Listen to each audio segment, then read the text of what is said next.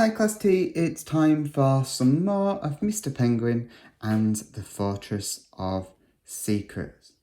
And today we're going to start with chapter 15. The Stranger in Black. Liesel's plan was, Mr. Penguin thought, both completely brilliant and utterly bonkers. She was going to turn the mechanical cuckoo from the Von Klonker clock into a clockwork plane, so that they could use it to fly over to the fortress. Mr. Penguin thought it sounded a mad idea, but then his stomach growled. Maybe it'll sound more sensible once we've had some breakfast, he suggested. Breakfast? Said Edith. Mr. Penguin, we must start straight away. Mr. Penguin groaned. Gordon being kidnapped had made him feel all worried and crinkly inside, and when that happened, his tummy started rumbling. They all headed over to the clock. As they walked, Colin squinted at the sleepy villagers ambling back to their beds. He was trying to spot that strange man in the dark glasses he'd seen in the bakery. He couldn't help feeling that the man was somehow involved in all this funny business. But as hard as he looked, he couldn't see the stranger anywhere, and that made him even more suspicious. Liesl unlocked a small door at the back of the clock tower and ushered everyone inside. Mr. Penguin stared around, flabbergasted.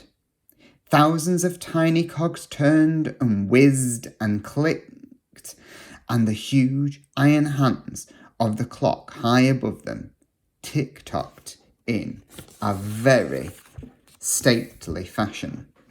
Liesl grabbed a toolbox and got cracking. With Edith helping, it turned out she was a dob hand with a blowtorch. Dieter fetched and carried everything the sister wanted, and Colin was there to provide any brute strength they needed. Mr. Penguin decided that he was best suited to supervising proceedings, and he did this by poking his beak into everything and touching things that he shouldn't.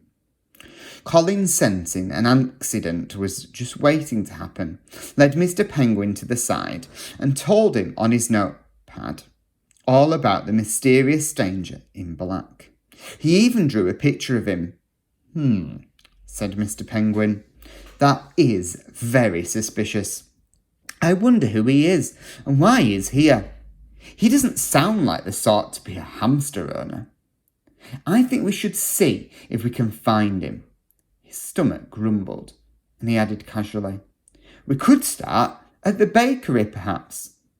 It turned out the mysterious stranger wasn't in the cafe at all, but the two chums looked under all the tables and under some of the larger cakes on display in the window, just to be extra sure.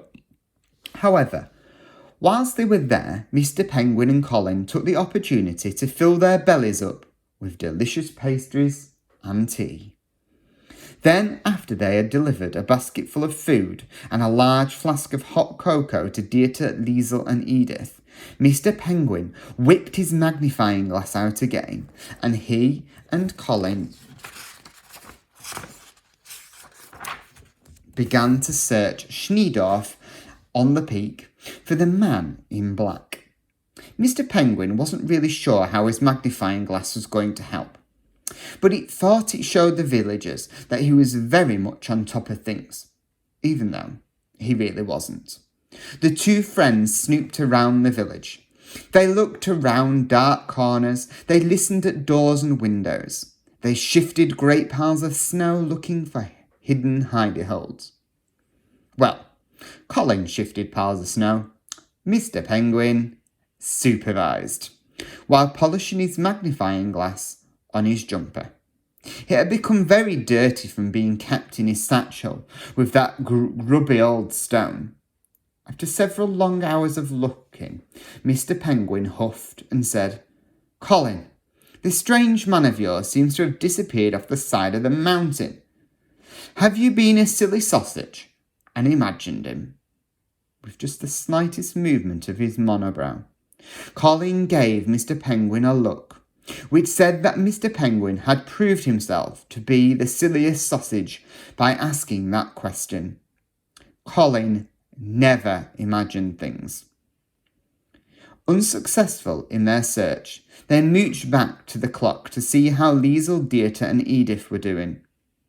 The workshop inside the clock was now an absolute tip. The floor was littered with cogs and tools and great splashes of stinky oil. But in the middle of the mess, glinting in the light that streamed in dramatically through the glass panels of the clock, face at just the right angle, was the most incredible machine. Mr. Penguin couldn't believe his eyes. Chapter 16. A marvellous mechanical flying machine. Caw! Gasped Mr. Penguin. Edith gave the cuckoo plane a final polish with a clean hanky from her bum bag.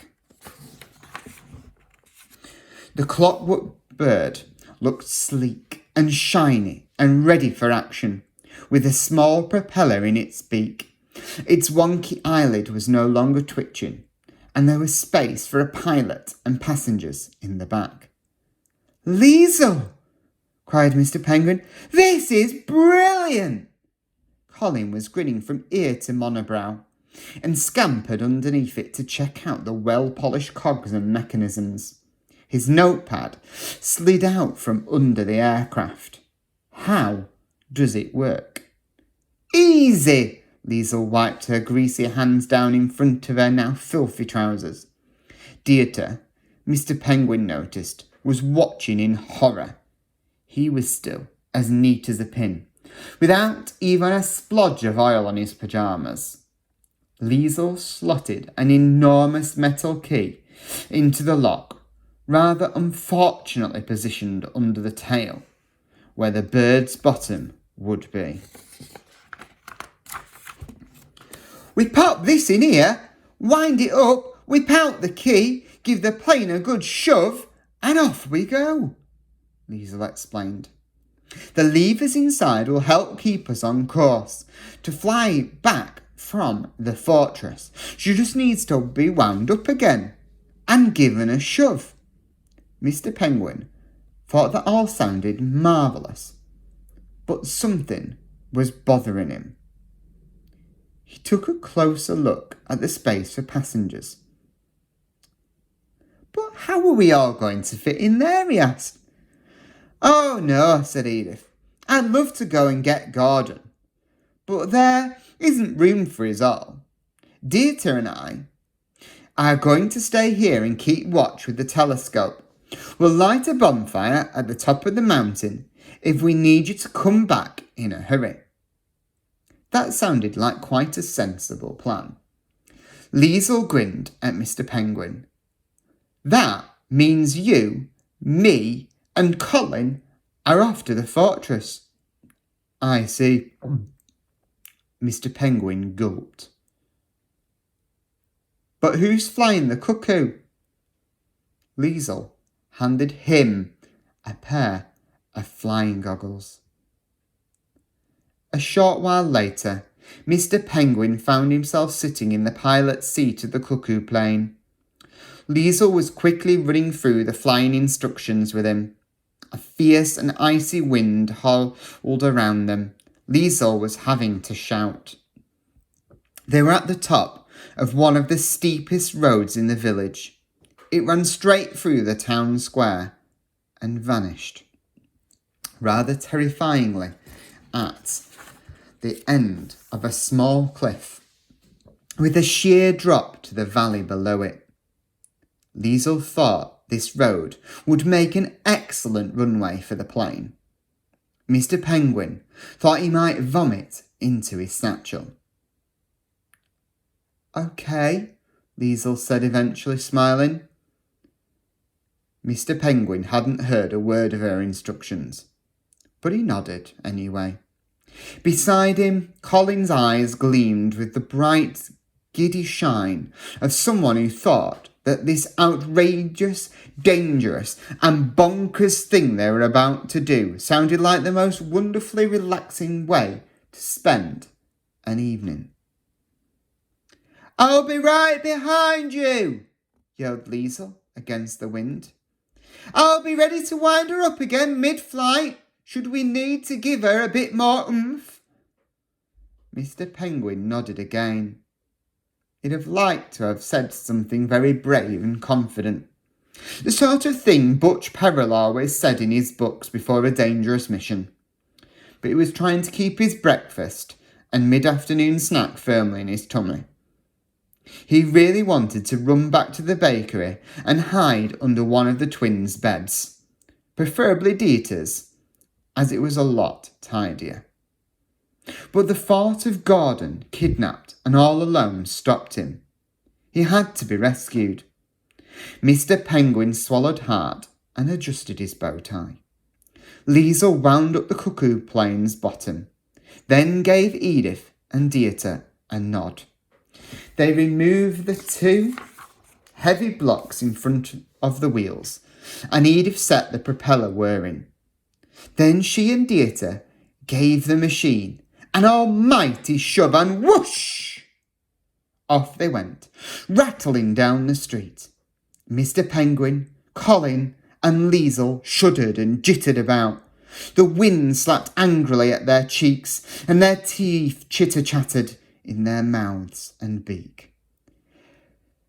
"This is amazing," said Colin's Pad.